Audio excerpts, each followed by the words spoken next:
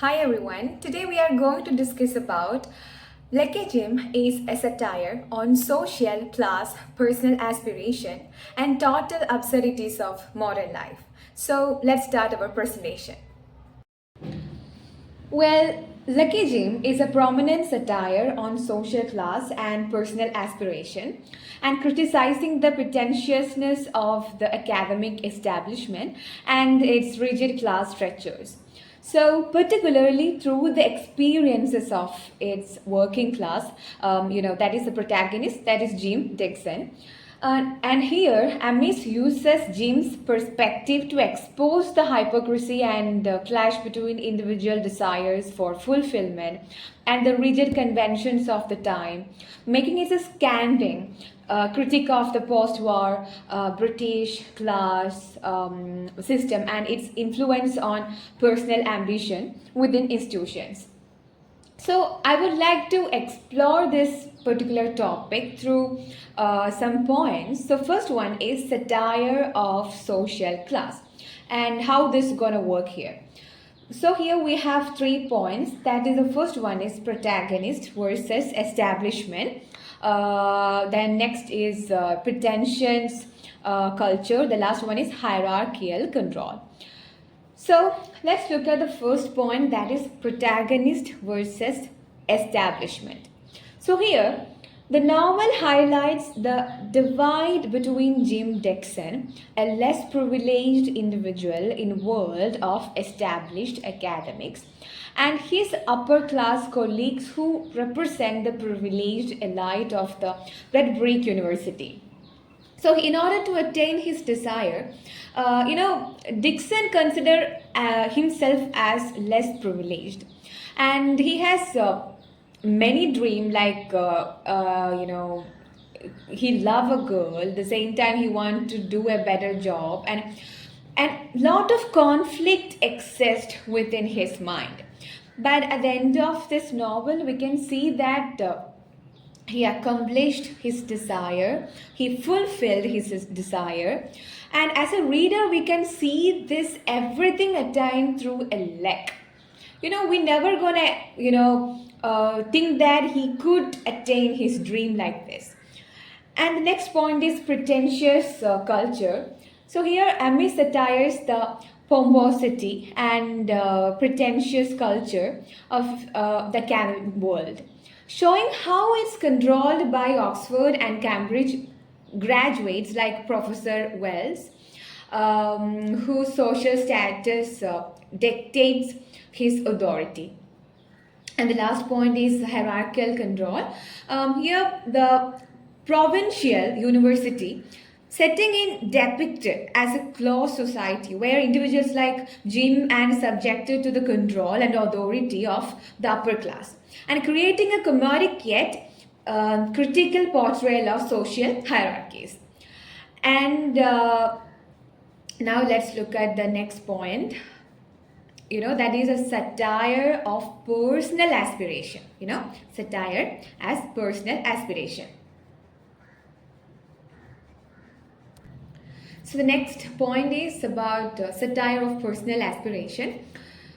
Here, disillusionment and frustration, rebellion and escape. The last one is clash of values.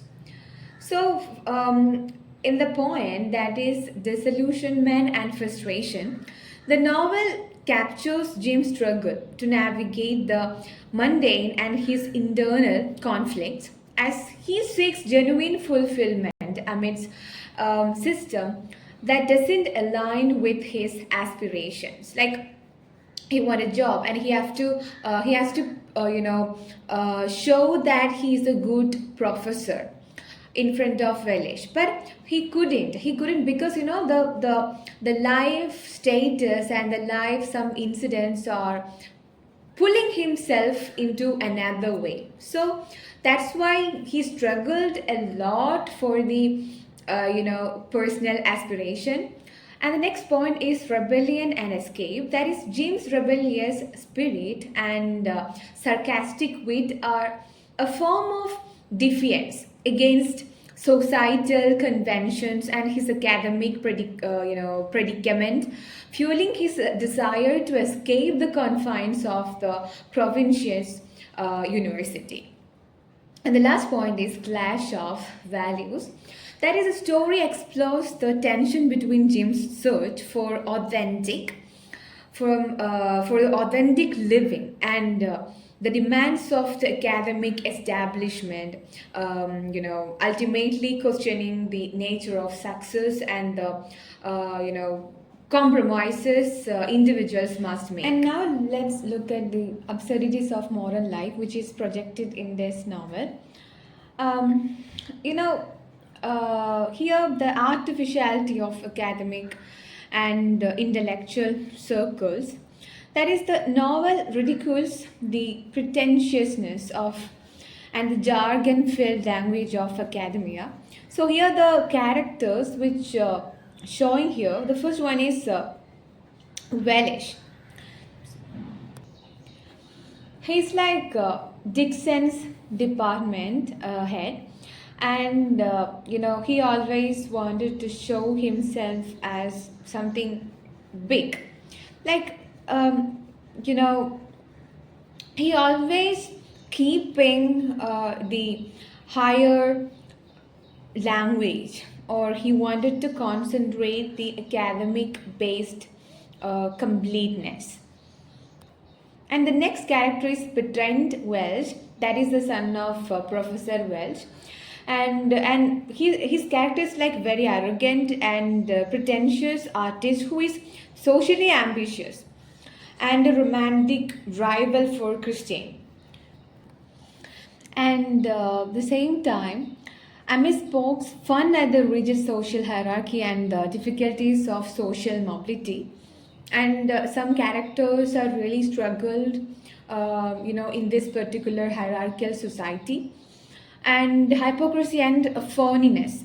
So here, phoniness, the novel highlights the disconnection between people's words and actions, revealing the absurdity of modern life. Because there are a lot of characters who are really wanted to attain something in their life. In order to attain those things, they really played with the people, the real life people in front of them. So here we have some example characters are here. The first one is Bertrand Welsh, and he is the son of Professor Welsh, and he is the character who is externally very ambitious person, and he's showing his love towards Christine. But this love also portraying, or this love also showing in order to attain something big. The big is the thirst of money of her uncle. And the next character is Margaret Pease. So this character, she is dramatically acted like she tried to suicide because of the breakup in order to attain the love and the care of Jim Dixon, because she loves him. So that's why, to create this sort of this sort of suicidal attempt, everything. So through this, Dixon will love her. So this is what she decided to do. And so that's why this novel is completely filled with absurdity, and this is actually is connecting with the modern life absurdity. So that's all about my topic. Thank you.